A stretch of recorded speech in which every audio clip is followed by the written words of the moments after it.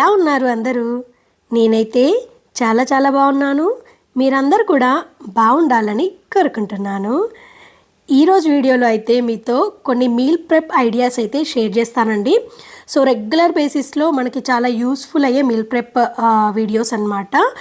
So late చేయకుండా video అయితే start చేద్దాం. ముందైతే నేను టొమాటో ఆనియన్ ప్యూరీ ఉంటుంది కదండి, అది మీల్ ప్రెప్ చేసి పెట్టుకుంటున్నాను అనమాట. సో దీనికోసం ఏంటంటే నేను almost 750 grams tomato, 750 grams onions తీసుకొని ముందైతే క్యూబ్స్ లాగా కట్ చేసుకొని దాన్ని ఇలాంటి ఏదైనా మీ దగ్గర చాపర్ ఉంటే సన్నగా తరిగి పెట్టుకోవాలి. నా దగ్గర చిన్నది ఉంది కాబట్టి ఓన్లీ ఆనియన్సే అందులో తరిగి పెట్టుకున్నాను చిన్నగా. అండ్ టొమాటో వచ్చేసి నేను క్యూబ్స్ లాగా కట్ చేశాను కదండి, దాన్ని మిక్సీలో వేసి ప్యూరీ లాగా ప్రిపేర్ చేశాను అనమాట. సో ఇప్పుడు చూసారు కదంటే ఆల్మోస్ట్ ఈక్వల్ క్వాంటిటీస్ ఉన్నాయి. దీన్ని ఒక పెద్ద కడాయి తీసుకోవాలండి. ఏదైనా ఇలాంటి ఉర్లీ మోడల్ అయినా పర్లేదు, కడాయి అయినా పర్లేదు. కొంచెం ఆయిల్ ఎక్కువే వేయాలన్నమాట. సో ఆయిల్ వేసిన తర్వాత ముందు ఆనియన్ వేసి అది కొంచెం ఏమంటారు మంచిగా ట్రాన్స్లూసెంట్ అయ్యేదాకా మంచిగా ఫ్రై అవ్వనివ్వాలన్నమాట. సో ఈ టైంలో కొంచెం ఒక half spoon to 1 spoon salt వేస్తే ఏంటంటే ఆనియన్ అనేది తొందరగా వేగుతుంది. సో నెక్స్ట్ మనం టొమాటో ప్యూరీ కూడా యాడ్ చేయొచ్చు. సో మనం ఏంటంటే సిమ్లో పెట్టేసి చేయాలండి, అడుగంటనివ్వద్దు, మాడకూడదు. సో అది కొంచెం చూసుకొని మధ్య మధ్యలో కలుపుకుంటూ చేసుకోవాలన్నమాట. సో ఆనియన్స్ మనకి వన్స్ ట్రాన్స్లూసెంట్ అయ్యి కొంచెం మనకి మంచిగా కుక్ అయిపోయింది అని తెలిసిపోతుంది కదండి. ఆ టైంలో మనము ముందుగా రెడీ చేసి పెట్టుకున్న టొమాటో ప్యూర్ని యాడ్ చేయాలి. సో ఈ రెండింటిని బాగా కలుపుకొని కొంచెం కుక్ అవ్వనివ్వాలన్నమాట లిడ్ పెట్టేసుకొని. సో కొంచెం కుక్ అయిన తర్వాత దీనిలో పసుపు అలాగే సాల్ట్ కూడా వేసుకోవాలన్నమాట. పసుపు ఒక 2 స్పూన్స్ ఆర్ 3 స్పూన్స్ వేసుకుంటే సరిపోతుంది. సాల్ట్ కూడా ఒక 2 స్పూన్స్ వేసుకుంటున్నానండి. సో చూసారు కదా, అప్పుడే ఆయిల్ అనేది పైకి తేలుతూ ఉంది. దీని ఏంటంటే మంచిగా దగ్గరగా చేసుకోవాలండి, అంటే మనకి స్మెల్ కూడా తెలిసిపోతుంది అనమాట. పచ్చివాసన పోయి మంచి అరోమా వస్తుంది. సో అలా దగ్గర పడి పచ్చివాసన పోయేలాగా మంచిగా కుక్ చేసుకోవాలన్నమాట. బట్ ఇదైతే టైం టేకింగ్ ప్రాసెస్ అండి, చాలా టైం పడుతుంది. అంటే మనం ఎక్కువ క్వాంటిటీ తీసుకున్నాం కాబట్టి. బట్ ఒక్కరోజు మీరు దీనికోసం టైం కేటాయించి రెడీ చేసి పెట్టుకుంటే మీకు ఇది అట్లీస్ట్ ఒక 5 to 6 టైమ్స్ కర్రీస్కి అయితే సరిపోతుందన్నమాట. అంటే మీరు చేసుకునే క్వాంటిటీ మీద డిపెండ్ అయి ఉంటుంది. సో చూసారు కదండి, మంచిగా దగ్గర పడిపోయింది. చూసారా, నేను ఎక్కడ అడగంటనివ్వలేదు, మాడనివ్వలేదు, అంటుకొనివ్వలేదు. అది ఎట్లా అంటే మనము సిమ్లో పెట్టి మధ్య మధ్యలో కలపాలండి, లేదంటే అంతా అడుగంటిపోతుంది. మనం ఇంత కష్టపడి చేసిందంతా వృధా అయిపోతుంది అనమాట. సో దీన్ని మంచిగా చల్లబర్చానమాట, పక్కన పెట్టేసుకొని కంప్లీట్గా కూల్ అయిపోయిన తర్వాత ఇలాంటి ఐస్ క్యూబ్ ట్రేస్ ఏదైనా తీసుకొని ఇందులో ఫిల్ చేసి పెట్టుకోవాలన్నమాట. సో ఇది ఏంటంటే కొంచెం పెద్ద సైజ్ ఐస్ క్యూబ్ ట్రే అండి.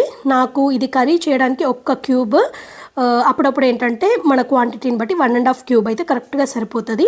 సో అలా నేను కర్రీస్ కోసము స్పెషల్గా ఈ ఆనియన్ ప్యూరీ కోసం అని చెప్పేసి ఈ పెద్ద సైజు ఐస్ ట్రే తీసుకున్నానండి. బట్ అన్నింటికి ఇంత పెద్ద ఐస్ ట్రే అనేది యూస్ఫుల్ అవ్వదు. సో కొన్ని ఏంటంటే తక్కువ క్వాంటిటీ యూస్ చేస్తాం కాబట్టి దానికి నా దగ్గర వేరే సైజెస్లో ఐస్ క్యూబ్ ట్రేస్ ఉన్నాయి. సో నేనైతే ఫ్రీజింగ్కి పెట్టేశాను. ఇది నెక్స్ట్ డే అనమాట. సో నైట్ చేసి పెట్టాను, మార్నింగ్ కల్లా చూసారా ఎంత బాగా ఫ్రీజ్ అయిపోయిందో. సో వీటిని ఇప్పుడు ఏంటంటే ఒక ప్లేట్లోకి తీస్తున్నాను అనమాట. తర్వాత దీన్ని ఒక జిప్లాక్ బ్యాగ్లో పెట్టేసుకొని మనము ఫ్రీజర్లో పెట్టుకున్నామంటే మీరు ఎప్పుడు కావాలంటే అప్పుడు కర్రీ చేసుకోవడానికి యూస్ చేసుకోవచ్చండి. సో మనం మీల్ ప్రెప్ చేసుకున్నాం కదండి, దీనితో మనం ఎలా యూస్ చేసుకోవచ్చు అనేది కూడా ఈ వీడియోలో షేర్ చేస్తాను. సో నేనైతే దీన్ని మష్రూమ్ కర్రీ చేయడానికి, మెయిన్గా అయితే పన్నీర్ కర్రీ చేయడానికి యూస్ చేస్తాను. మీ దగ్గర టొమాటో ఆనియన్ ప్యూరీ ఉంటే టొమాటో రైస్ చేసుకోవచ్చు, మష్రూమ్ కర్రీ చేసుకోవచ్చు. సో మీకు నచ్చినట్టుగా యూస్ చేసుకోవచ్చు అనమాట. సో ఇక్కడ చూడండి, నేను పన్నీర్ కర్రీ ఎలా చేస్తానో చూపిస్తున్నాను అనమాట.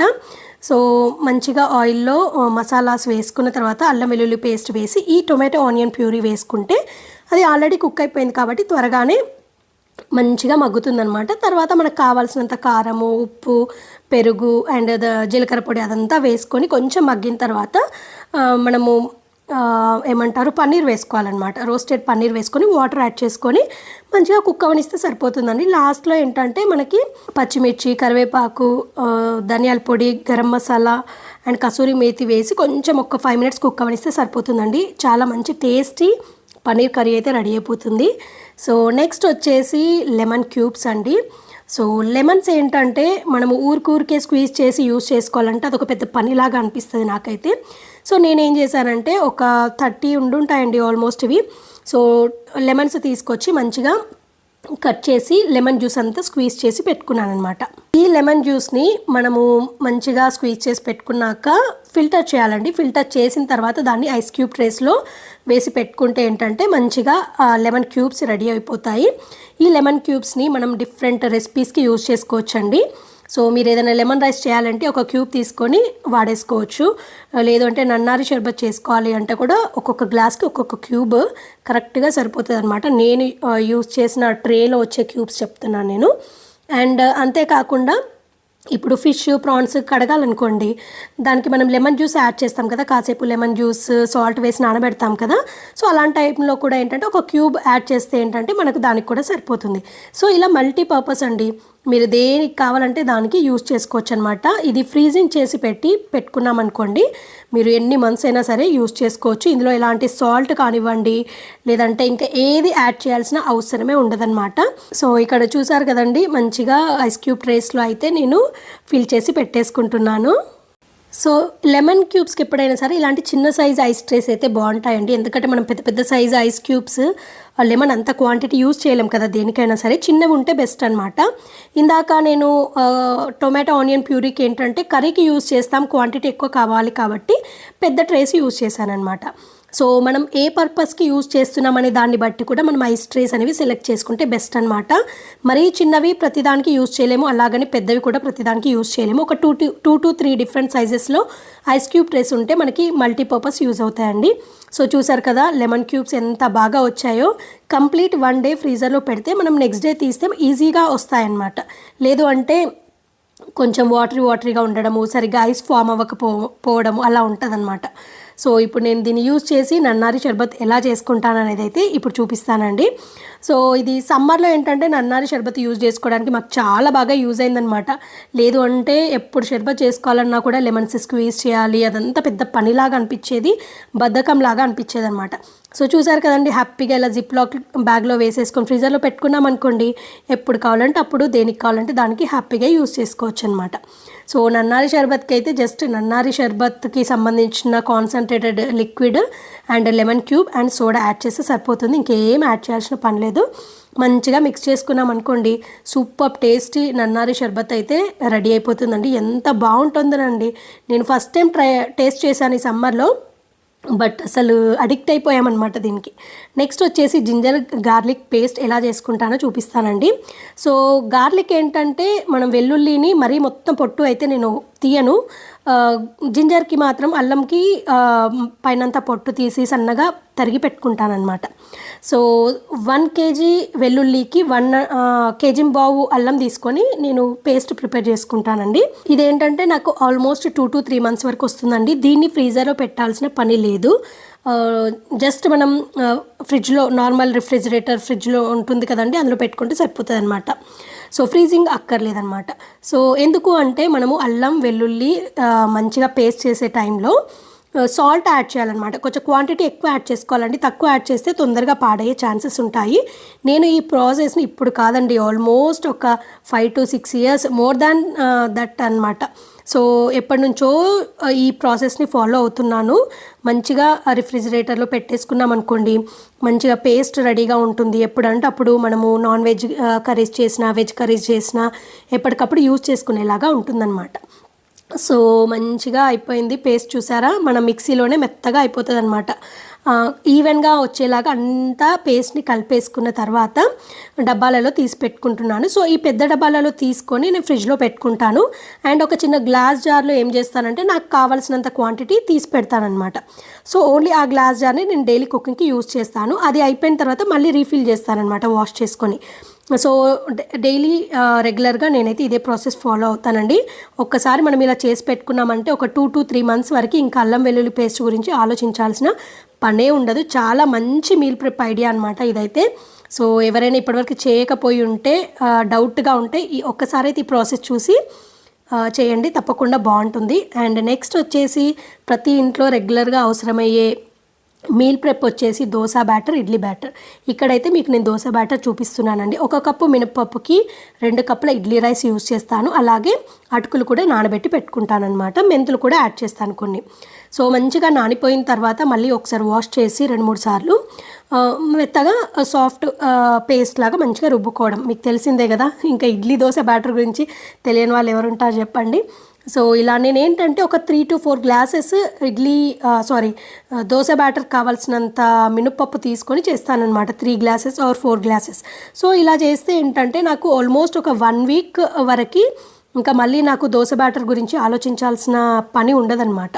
సో కరెక్ట్గా నాకు ఈ డబ్బా నిండుగా వస్తుంది. మంచిగా అంతా అంతా రుబ్బి పెట్టుకున్న తర్వాత మంచిగా మిక్స్ చేస్తాను. హ్యాండ్తోనే మిక్స్ చేసేసి ఫ్రిడ్జ్లో పెడతాను. సో నాకు ఏ రోజు దోశ కావాలో దాని ముందు రోజు కావాల్సినంత క్వాంటిటీని ఒక గిన్నెలో తీసుకొని మూత పెట్టేసి బయట పెట్టేస్తానమాట. అది ఫెర్మెంట్ అవుతుంది. లేదు ఈ కంప్లీట్ డబ్బాని ముందే మనం బయట పెట్టామనుకోండి, మొత్తం ఫెర్మెంట్ అయిపోయి అది మరీ ఏమంటారు పుల్లగా అయిపోతుంది, ఎక్కువ డేస్ ఆగదనమాట. సో ఎప్పుడు కానీ సాల్ట్ కూడా యాడ్ చేయకుండా ఫ్రిడ్జ్లో పెట్టేసుకొని మీకు కావాల్సినంత క్వాంటిటీ బయట పెట్టుకొని యూస్ చేసుకోవాలన్నమాట.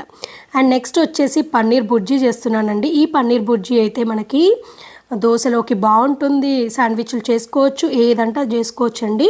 సో మా బాబుకి పన్నీర్ దోశ చాలా ఇష్టం. సో అందుకనే నేను ఇది మీల్ ప్రెప్ లాగా రెడీ చేసుకొని ఫ్రిడ్జ్లో పెట్టుకుంటాను. ఒక 3 to 4 డేస్లో నాకు ఫినిష్ అయిపోతుంది అనమాట.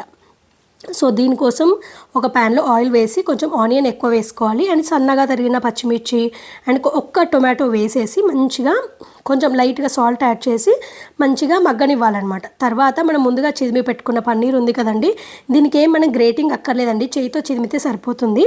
అది కూడా యాడ్ చేసుకొని దీనికి సాల్ట్, కారము అలాగే పసుపు యాడ్ చేసేసి మంచిగా కలిపేసుకొని ఒక్క 5 minutes కుక్ చేసుకుంటే సరిపోతుందండి. పెప్పర్ కూడా యాడ్ చేయాలి, బాగుంటుంది టేస్ట్. సో ఇది ఒక్కటి ఉంటే చాలండి. మనము శాండ్విచ్ చేయాలి అనుకోండి, పన్నీర్ శాండ్విచ్ చేసుకోవచ్చు, అలాగే పన్నీర్ దోశ చేసుకోవచ్చు. సో మీ ఇష్టం అనమాట, పిల్లలకి ఎలా నచ్చితే అలా చేసుకోవచ్చు అనమాట. సో రెగ్యులర్గా నేను ఈ మీల్ ప్రిప్ అయితే చేస్తానండి. అండ్ ఇది ఆల్మోస్ట్ మనకి 4 to 5 days వరకు ఫ్రిడ్జ్లో ఈజీగా ఉంటుంది. బట్ మాకు ఒక 2 to 3 daysలోనే ఫినిష్ అయిపోతుంది అనమాట. నేను మరీ ఎక్కువ క్వాంటిటీ చేసి పెట్టనండి. ఒక చిన్న సైజు పన్నీర్ది మనకి దొరుకుతుంది కదా ప్యాకెట్, అదొక్కటే చేస్తానన్నమాట. సో ఈ పన్నీర్ బుజ్జిని యూజ్ చేసి అండ్ ఇందాక ప్రిపేర్ చేసిన దోశ బ్యాటర్ని యూజ్ చేసి పన్నీర్ దోశ అయితే వేసేద్దామండి. సో మనం దోశ ప్యాన్లో ముందైతే దోశ వేసుకోవాలన్నమాట. సో దోశ వేసుకొని అది కొంచెం రోస్ట్ అవుతున్న టైంలో ఈ పన్నీర్ బుజ్జిని యాడ్ చేయాలి. జస్ట్ అంతేనండి. మనం దాన్ని మళ్ళీ రివర్స్లో ఫ్లిప్ చేయాల్సిన పని లేదు, ఎందుకంటే పన్నీర్ అంతా మళ్ళీ కింద పడిపోతుంది కాబట్టి 1 side మట్టుకే రోస్ట్ చేయాలి దోశని. అంతే అండి, ఇంకా పన్నీర్ దోశ రెడీ అయిపోతుంది. హాట్గా పన్నీర్ దోశ సర్వ్ చేయొచ్చు అనమాట. చాలా ఈజీ ప్రాసెస్, బట్ మనకి చాలా బాగా యూస్ఫుల్ అవుతుందండి. సో రెగ్యులర్గా పన్నీర్ అంటే ఇష్టపడే వాళ్ళకైతే ఇట్లాంటి రెసిపీ బాగా యూజ్ అవుతుంది అనమాట. అంటే పన్నీర్ కర్రీ, పన్నీర్ బిర్యానీ అనే కాకుండా మనం బ్రేక్ఫాస్ట్లో కూడా ఇలా పన్నీర్ దోశ చేసి ఇవ్వచ్చు అనమాట. నెక్స్ట్ వచ్చేసి కాబూలీ చెనా అండ్ గ్రీన్ బఠానీ ఉంటుంది కదండి, అవి మీల్ ప్రెప్ చేసుకుంటున్నాను. సో ముందు ఏంటంటే మంచిగా ఇవన్నీ క్వాంటిటీ వచ్చేసి 1/2 kg అండి ఈచ్. సో మంచిగా వాష్ చేసుకొని ఒక 8 to 10 hours నానబెట్టుకోవాలి. నేను మార్నింగ్ నానబెట్టానమాట. సో ఈవినింగ్ కల్లా మంచిగా నానిపోయాయి. మళ్ళీ వీటిని బాగా వాష్ చేయాలన్నమాట, లేదంటే అది బాగోదు. వాషింగ్ అనేది చాలా ఇంపార్టెంట్. సో బాగా వాష్ చేసుకున్న తర్వాత వీటిని ప్రెషర్ కుక్ చేసుకోవాలన్నమాట. సో ప్రెషర్ కుక్ చేసుకున్నప్పుడు కూడా అవి మునిగేంత వరకు వాటర్ వేసి నేనైతే కొంచెం సాల్ట్ యాడ్ చేస్తానండి, ఎందుకంటే మనం తర్వాత వీటిని యూజ్ చేసినప్పుడు టేస్ట్ బాగుంటుంది చప్పచప్పగా లేకుండా. సో కొంచెం ఒక 1 spoon సాల్ట్ యాడ్ చేసి ఒక 3 whistles అండి హై ఫ్లేమ్లో పెట్టేసి 3 whistles ఇచ్చామంటే పర్ఫెక్ట్గా కుక్ అయిపోతాయండి. సో ఇది వచ్చేసి నా దగ్గర 3.5 liter ప్రెషర్ కుక్కర్ అండి, ప్రెస్టేజ్ బ్రాండ్ నుండి. సో 1/2 kg బఠానీ, 1/2 kg కాబూల్ చెనా తీసుకున్నాను కదా, ఆ క్వాంటిటీకి నాకు ఈ ప్రెషర్ కుక్కర్ సైజు కరెక్ట్గా సరిపోయిందనమాట బాయిల్ చేయడానికి. చాలా పర్ఫెక్ట్గా కుక్ అయిపోయింది. సో కుక్ అయిపోయిన తర్వాత ఏంటంటే దీన్ని వాటర్ అంతా డ్రైన్ చేయాలన్నమాట. సో మీ దగ్గర ఏదైనా స్ట్రైనర్ ఉంటే అందులో వేసేసుకొని వాటర్ అంతా డ్రైన్ చేసేసి కాసేపు చల్లబడాలి, ఎందుకంటే మనం ఫ్రీజర్లో పెట్టాలి కాబట్టి. నెక్స్ట్ సేమ్ ప్రాసెస్లోనే కాబూలీ చెనాకు కూడా అవి మునిగేంత వరకు వాటర్ యాడ్ చేసి ఒక 1 spoon సాల్ట్ యాడ్ చేసి సిమిలర్ వే అండి 3 whistles హై ఫ్లేమ్లో ఇచ్చామంటే అది కూడా పర్ఫెక్ట్గా కుక్ అయిపోతుంది. దీన్ని కూడా మనం మంచిగా ఏదైనా స్ట్రైనర్లో వేసేసుకొని వాటర్ అంతా పోయేలాగా చూసుకున్న తర్వాత కంప్లీట్గా కూల్ అవ్వనివ్వాలండి, వేడివేడిగా ఉండకూడదు. సో నేను ఇక్కడ కుక్ చేసిన తర్వాత కూడా చూపిస్తున్నాను కదండి ఎంత పర్ఫెక్ట్గా కుక్ అయిపోయిందో. సో కంప్లీట్గా కూల్ అయిపోయిన తర్వాత మీ దగ్గర ఏదైనా డబ్బా ఉంటే, అది స్టీల్ డబ్బా అవ్వనివ్వండి, గ్లాస్ జార్ అవ్వనివ్వండి, లేదు అంటే ఇలాంటి ప్లాస్టిక్దైనా పర్వాలేదు, బట్ ఫుడ్ గ్రేడ్ అయి ఉండాలి. సో నాకు ఈ డబ్బాలో కరెక్ట్గా సరిపోయిందనమాట 1/2 kg క్వాంటిటీకి. సో నాకు కాబూలి చెనా ఒక డబ్బాలో సరిపోయిందండి, అలాగే బఠానీ ఇంకొక డబ్బాలో సరిపోయిందనమాట. సో చాలా బాగా వచ్చాయి. ఇదేంటంటే మనము కాబూలి చెనా అండ్ బఠానీ కలిపి చాట్ ప్రిపేర్ చేసుకుంటే చాలా బాగుంటుందండి. లేదు అంటే నేను కాబూలి చెనాని ఏం చేస్తానంటే మంచిగా ఈవినింగ్ స్నాక్ లాగా ప్రిపేర్ చేసుకుంటాను. సో అది కూడా ఎలా చేయాలో ఈ వీడియోలో చూపిస్తాను. సో ఇలాంటి మీల్ ప్రెప్ చేసుకొని మనం ఎలాంటి కుకింగ్ చేసుకోవచ్చు అనేది కూడా ప్రతి మీల్ ప్రెప్కి యాడ్ చేశానండి.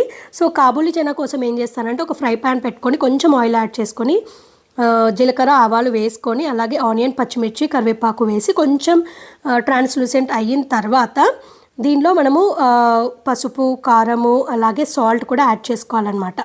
సో అవన్నీ కూడా యాడ్ చేసి మంచిగా ఫ్రై అవ్వనివ్వాలి. కొంచెం అల్లం వెల్లుల్లి పేస్ట్ కూడా వేసుకోవాలండి, అప్పుడే అది టేస్ట్ అనేది బాగుంటుంది అనమాట. సో మీకు ఇన్ని ఆనియన్స్ వద్దని కూడా కొంచెం తగ్గించి వేసుకోవచ్చు, అది మీ ఇష్టం, మీరు ఇంకా టేస్ట్ ఎలా నచ్చుతారో అలాగా. సో నేను ఆల్రెడీ ఫ్రీజ్ చేసి పెట్టుకున్న కాబూలి చెనా తీసుకొని యాడ్ చేస్తున్నాను అనమాట. ముందే తీసి పక్కన పెట్టాను కాసేపు. సో ఇప్పుడు ఇంకా అందులో యాడ్ చేసేసుకొని మంచిగా రోస్ట్ చేసుకున్నాను అనమాట. అంటే రోస్ట్ అంటే కంప్లీట్ రోస్ట్ అని కాదు, ఫ్రై చేసుకోవడం అంతే అనమాట. లాస్ట్లో ఏంటంటే ధనియాల పొడి, కొత్తిమీర వేసుకొని మంచిగా ఫ్రై చేసుకున్నాం అనుకోండి, సూపర్ టేస్టీ ఉంటుందండి. అసలు ఇది మనము ఒక్కసారి తిని నచ్చింది అనుకోండి ఇంకా మళ్ళీ మళ్ళీ చేసుకోవాలనిపిస్తుంది అనమాట. సో నా ఫేవరెట్ అనమాట. నాకు కాబూలి చెనాతో చెనా కర్రీ అట్లా ఇష్టం ఉండదు గ్రేవీస్, బట్ ఇలా ఫ్రై లాగా చేసుకుంటే మంచిగా తింటే చాలా బాగుంటుంది ఈవినింగ్ స్నాక్కి. దట్టు ఈ రైనీ సీజన్లో ఈవినింగ్ స్నాక్ ఇలా చేసుకొని తింటే చాలా బాగుంటుంది. అండ్ బఠానీ కూడా సేమ్ ప్రాసెస్లో చేసుకుని చాలా బాగుంటుందండి.